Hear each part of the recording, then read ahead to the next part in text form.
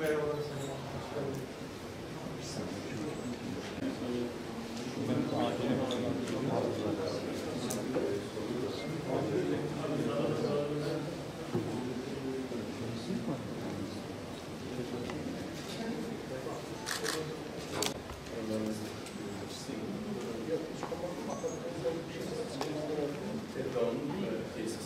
Burada Başbakanlar, Cumhurbaşkanları, değil mi?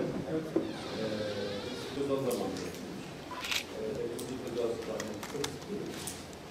o dönemin en büyük. Kıymetli basın mensupları, Dicle Kalkınma Ajansı'nın yönetim kurulu toplantısını bugün Batman ilimizde gerçekleştiriyoruz. DİKA'nın çalışmalarını yakinen basın mensupları olarak sizler de takip ediyorsunuz. Yeni bir genel sekreterimiz atandı. Kendilerine hayırlı olsun diyoruz.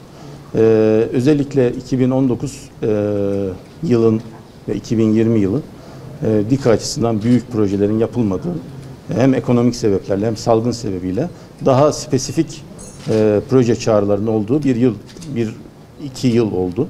Fakat 2021 ile beraber daha geniş çaplı çalışmaların yapılacağı bir döneme gireceğimizi düşünüyoruz. Onun hazırlıklarını yapmak üzere bugün toplandık. Bu toplantının hayırlara vesile olmasını diliyorum. Hepinize saygılar sunuyorum.